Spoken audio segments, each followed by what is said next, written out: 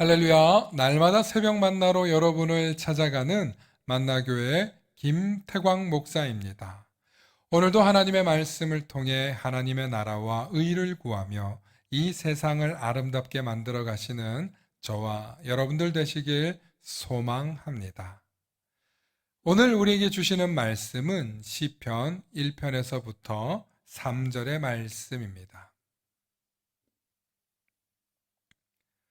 복 있는 사람은 악인들의 꾀를 따르지 아니하며 죄인들의 길에 서지 아니하며 오만한 자들의 자리에 앉지 아니하고 오직 여호와의 율법을 즐거워하여 그의 율법을 주야로 묵상하는도다.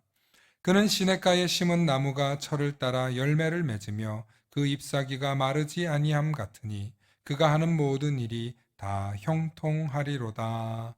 아멘. 오늘은 말씀을 포기할 수 없는 이유라는 제목으로 말씀의 은혜 나누고자 합니다.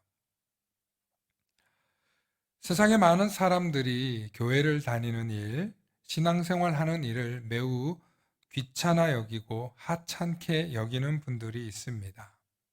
특별히 교회를 다니고 있음에도 불구하고 성경의 말씀을 삶으로 전혀 실천하지 않고 살고 계시는 분들도 너무나 많습니다.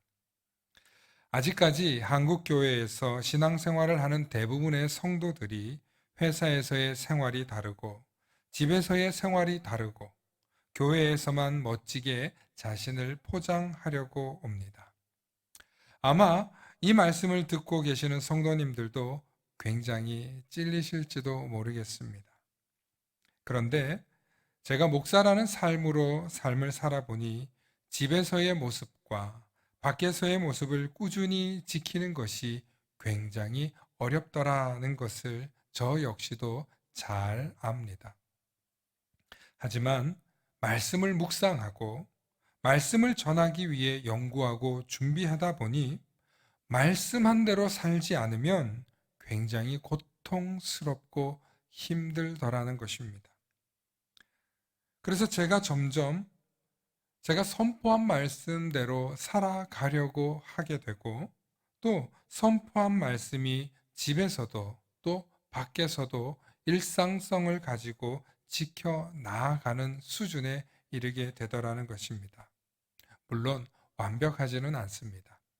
하지만 말씀대로의 삶을 포기했더라면 저 역시 힘들 때마다 제 멋대로 삶을 살았을 것이라는 생각을 하곤 합니다. 말씀을 보고 말씀이 나의 삶의 방향을 제시해주고 또 말씀이 주시는 은혜를 경험할 때마다 도전을 받게 됩니다. 그래, 하나님께서 말씀대로 살아가니까 인도해 주시는구나. 하나님께서 말씀대로 살아가도록 나를 이끄시는구나 하고 말씀이 주시는 지혜와 깨달음이 저의 몸과 마음을 풍요롭게 해주고 계심을 경험하게 되더라는 것입니다. 또한 성도님들의 삶을 보면서 말씀을 포기할 수 없었습니다. 우리 성도님들 가운데에는 정말 어렵고 힘든 삶을 살고 계시는 분들이 있으십니다. 그런데 그렇게 힘들고 어렵지만 말씀을 펼치시고 또 말씀대로 살아보려고 성경을 읽고 또 성경을 쓰시는 분들을 뵐 때마다 하나님께서 그분들에게 지혜롭게 인도하시고 계심을 목회자로서 볼 때가 너무나 많습니다. 그럴 때는 정말 말씀이 없이는 절대 변하지 않을 것 같은 분들이 말씀을 통해서 이 절망스러운 상황 속에서 잘 헤쳐나아가시고 살아가시더라는 것입니다. 심지어 인생을 포기할 법했던 분들조차도 말씀을 붙들고 살아가고 계시더라는 것입니다. 그래서 결코 저는 말씀을 전하는 것을 포기할 수 없었습니다.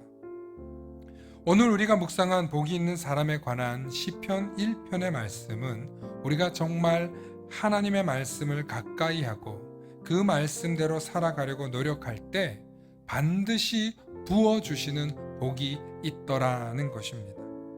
오늘 3절의 말씀처럼 그는 시냇가에 심은 나무가 철을 따라 열매를 맺으며 그 잎사귀가 마르지 아니함 같으니 그가 하는 모든 일이 다 형통하리로다 하고 형통의 축복을 주신다는 것입니다. 그런데 여기서 형통이라는 말에는 조금 더 부연 설명이 필요합니다. 형통이라는 말에는 우리 사전에 모든 것이 잘 되고 번영함을 뜻합니다. 그런데 성경적 형통은 크게 두 가지의 의미가 있습니다. 하나는 요셉에게 일어났던 형통입니다. 요셉에게 쓰였던 형통이라는 말은 그가 하는 모든 일이 성공적이었다. 그는 모든 일을 성공시켰다라는 의미의 형통입니다. 그리고 시편에서 사용된 형통이라는 단어의 원어를 보면 그 원어적 의미가 더 포괄적인데 하나님의 영이 임하여 그에게 일어나는 모든 일들이 번성하게 되었더라는 것입니다. 그리고 결국 성공하게 되었다는 의미도 가지고 있죠. 또 점점 성취하였더라는 의미가 있습니다. 저와 여러분들이 말씀을 포기하지 않고 말씀의 삶을 쫓아가면 우리는 반드시 형통하는 삶을 살아가게 되어 있습니다. 비록 고난이 닥치고 시련이 있어도 우리를 도우시는 하나님의 영을 통해 우리는 그 고난을 뚫고 앞으로 전진할 수 있는 것입니다. 그러므로 성경에서 말하는 형통을 믿고 살아가는 사람들이라면 좌절이라는 단어도, 포기라는 말도, 절망이라는 한숨도 이겨낼 수 있는 것입니다. 왜냐하면 형통을 바라보는 믿음 속에는 그 좌절과 절망 너머에 새로운 길이 있음을 알고 있기 때문입니다. 또 하나님의 영이 도우시며 능치 못할 일이 없다는 것 또한 알고 있기 때문입니다. 이스라엘 백성들이 출애굽할 당시에 앞에는 홍해 바다가, 뒤에는 애굽 군대가 뒤쫓아오고 아래쪽에는 큰 산이 있어서 이스라엘 백성들이 어디로도 도망칠 수 없는 도간에 든 쥐와 같았습니다. 하지만 하나님께서는 모세에게 일어나 지팡이를 바다 위로 내밀라고 말씀하셨습니다. 그랬더니 홍해가 갈라지고 마른 땅이라는 도저히 인간이 상상할 수 없던, 상상도 못했던 길이 열렸습니다. 하나님의 말씀을 붙들고 살아가신다면 반드시 하나님의 영이 도우시고 우리로 하여금 형통한 삶, 형통한 길로 반드시 인도해 주실 것입니다.